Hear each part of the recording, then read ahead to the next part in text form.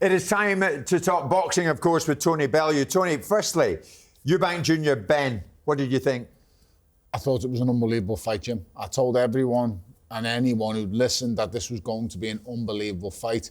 Predicted it slightly wrong, but I got the actual analogy of the whole fight spot on. It couldn't have not pleased everyone, Jim. You've got a guy who's a so-so as an actual boxer, and you've got a guy who wants to have a fight who can really get stuck in. And when you combine them two, I literally compared it to a chemical equation. You put these two chemicals together, it can't not be an explosion. And that's what it was. It was unbelievable. You want to see the rematch? Without a shadow of a doubt. I mean, listen, I had it level after 10 rounds. And then for me, Chris Eubank Jr won them last 2 rounds. On experience, know-how, size, whatever you want to call it, he got the job done over them last 2 rounds. It was an amazing fight. He showed me things that I didn't think he was capable of, because fighters usually get tired as they get older. He got stronger as the fight went on, and he survived some real scares in the fight. Round 3 and round 5, I thought he was, visibly hurt, but he rode it out and he got the job done, so fair play to him. And next, it was in your backyard. That fight, sensational, bruv. Let me tell you this, yeah? I'm not going to lie. When I looked at the scorecards at the end, I was a bit confused because I thought Eubank won, but not by that much. Do you know what I'm saying? Conor Benn came out, let's have it right. I want it straight now. You know what I mean? He was just swinging big ones. You know what I mean? Wasn't really connecting.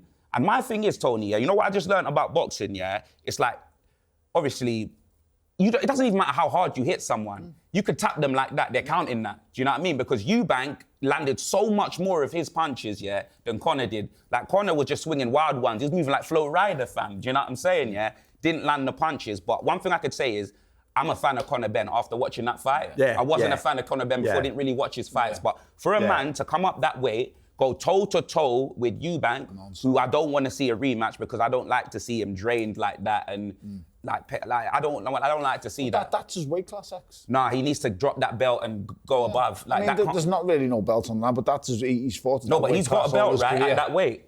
Or is it a bit higher? Or is that? Or you're not counting the Saudi belt? It's an IBO, but no, the Saudi belt's great, but the IBO title that he likes to load around with. I mean, this belt's worth more than Matalan. What are you trying to say? The BL stands for what it really stands for, bruv? Is that what you're saying? Oh, I'm just saying, no one really takes it seriously, that belt, but it wasn't like about the dressing the down belt. string and that. This was about the longevity of the rivalry between the families. This was history. This was not like belts just didn't matter in this fight. It was the event, and what the ring had put on as an event was unbelievable. What his excellency achieved was unreal. But when you see a man drinking water, like he just kept drinking water, like even on the ring walk, everything, he just didn't look, to me, and I'm a big fan of Eubank. Yeah. I want to see him at his best. Yeah. Like, I don't want to just see him burnt down to that, do you know what I mean? And one thing we haven't spoke of, senior blood. Brother, you see when I saw Eubank Sr up there when he came on the screen, you see the noise that was made in the stadium? Oh my days, and the way that he danced to Steel Dre, blood. Brother, let me tell you this, if I spoke like Chris Eubank Sr, yeah, bro, I'd have all you lot's jobs. I swear down, I would. Tony, we now know we've got Alexander Usyk against Daniel Dubois, and that's for the undisputed heavyweight crown, July 19th at Wembley. You know what lies ahead for Daniel. You know from previous experience. What's he getting into again? He knows himself now, though, Jim. Yeah. So he knows how hard it is, how tough it is. I believe the first fight with him that he'd had enough. He'd had enough, and he quit. So it is what it is. You can make as much of that or as little of it as you want. I think Daniel Dubois is now coming to a different stage in his career, where he's understanding now of what needs to be done and what's at stake. I think he's shown that he can overcome difficult times in fights now. And I think the victory over Anthony Joshua is going to propel his confidence levels to an all-time high. So I think he's well in this fight. I think he's a super dangerous challenger. And he'll go into it with a lot of belief. But I believe that belief will get shrunk.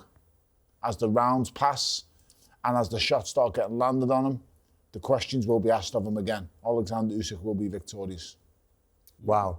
So, I mean, what's gone on before? How much has it taken out of Usyk? Everything he's achieved.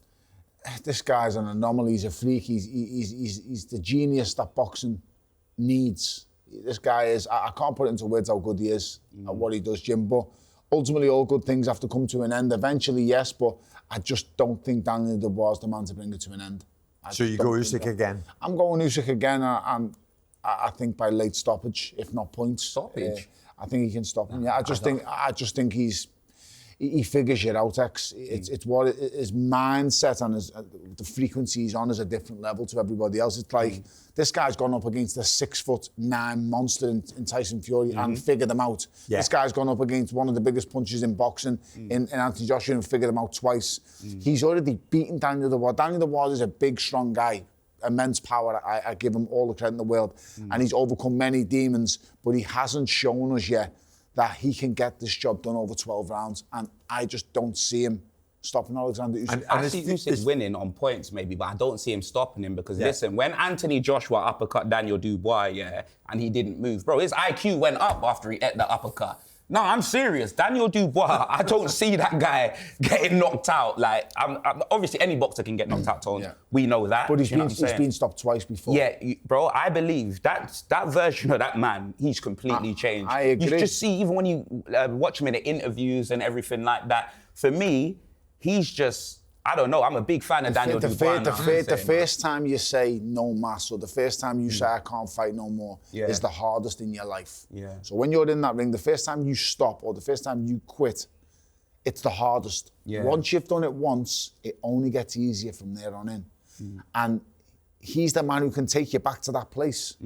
I would agree with X 100% if I'd say that Daniel Dubois is going to jump all over him and get rid of Alexander Usyk. He has a chance at that. But once he starts getting back to that place where this is really, really hard, where Usyk's going to take him like he takes everybody else, he's got that in him. Yeah. And as a fighter, you can never show that. At some point in our careers, we've all hit a point where we go, I might have had enough here. But we're trying to fight our way through it. I'm sure footballers get to the place, the 88th minute, the 80th minute, sometimes where they're exhausted and you don't know how you've got through them 90 minutes or the 100 minutes, whatever you've played, but you find a way.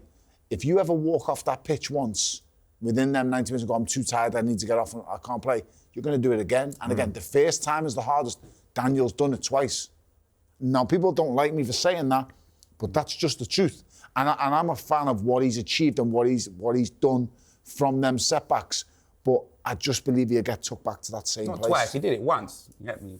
Well, once with Joe Joyce and then against with Alexander Usyk. With Joe Joyce, he was proposing to his fiancée. That's what. No, he did. He did the Black Lives Matter and he used the ring, bruv. You know what? Go watch it back. You missed it. And Tony Tyson Fury.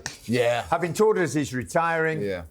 He's seemingly coming back. Are we going to see him fighting AJ? Jim, he's made more comebacks than John McClane. This is Die Hard 26. What are you hearing? He's amazing. Listen, I'm happy he's back. I want to see him back. Tyson Fury should never have retired. For the 55th time, we've got him back. Yeah. But he's brilliant. Tyson Fury is gold and an amazing fighter. One of the best fights, if not the best fighter of our heavyweights of our generation, of our era, without doubt. He's been unbelievable. So I'm happy. Hopefully, I'm happy he's back. He's obviously got Sugar Hill Stewart in the camp, and he's ready to go. And listen, we all know what he's back for. You know, one fight. Stevie Wonder knows what he's back for. Everyone can see it. We know AJ's ready to line something up. Tyson Fury's got his trainer over here. Bring it on. Let's have the mega fight we all want. That's the one we want, X, right? Oh, I thought he was coming back to fight KSI, bruv. My bad. You know them way there? Like, whoa. You know them way there? Nah, I'm not gonna lie. Tyson Fury, when he said that he's retired, like I've seen it. Like, I watched WWE. He's like Ric Flair, bruv. You know them way there? Man saw Ric Flair in the ring 2 weeks ago, and the man's like 85. You know what I'm saying? Like them man there, they don't want to retire, innit? Tyson Fury, I think the fight with AJ needs to be done. Yeah. Like both of their careers, you know what I mean? Like especially with by the way, do you know what I mean? Since we're talking boxing, I saw your mate Simon Al-Sheikh, blood, with his photo with Turkey, bruv. I thought, what's going on now? What are they mates now? Yeah. Oh, they were like Lethal Weapon, bruv. Did you see them two? They had a cozy little meeting. Oh yeah. But nothing was agreed. What do you mean nothing was agreed? I saw Simon, bro. He looked like he asked for the photo. You